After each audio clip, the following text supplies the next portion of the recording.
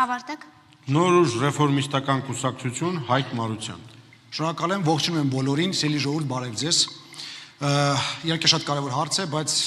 շատ ավելի կարևոր հարց է, որպեսզի մեր ժողովուրդը մասնակցի քաղաքական process-ներին։ Եվ դրա համար սիրելի ժողովուրդ, խնդրում եմ, հունիսի 7-ին անպայման գնացեք ընտրության եւ կատարեք ձեր ընտրությունը։ Ինչ վերաբերում է այս ֆորմատին դեբատների, անցած երկու դեբատները ցույց տվեցին, որ այս ֆորմատը էֆեկտիվ չէ եւ այն ի վերջո վերածվում է բենեֆիսի բալագանի էլեմենտներով։ Այնինչ ես համոզված եմ, որ այստեղ յուրաքանչյուր իրական ընդդիմադիր ուժի ներկայացուցիչ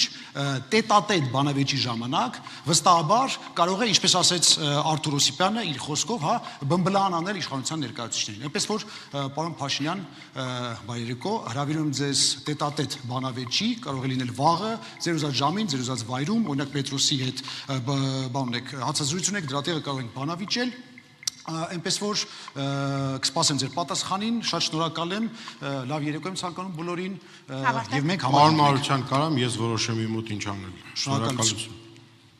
Միասնության թվեր կուսակցություն Արման Թաթոյան։ Սիրելի քաղաքացիներ, ինչու եմ ես առաջադրվել վարչապետի պաշտոն։ Ներողություն, պարոն Մարության, դուք հեռանում եք, չեք մասնակցում բանավեճին։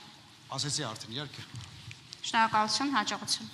Ներողություն, պարոն Թաթոյան, Միասնության թվեր կուսակցություն Արման Թաթոյան, 1 րոպե։ Սիրելի քաղաքացիներ, ինչու եմ ես առաջադրվել վարչապետի պաշտոնին։ Պատճառն այն է, որ մեր երկրի քաղաքականությունը 35 տարի ձախողել են մեր առաջնորդները։ 2018 թվականին ժողովուրդը պայքարի դուրս եկավ արդարության համար, արդյունքում եկան իշխանության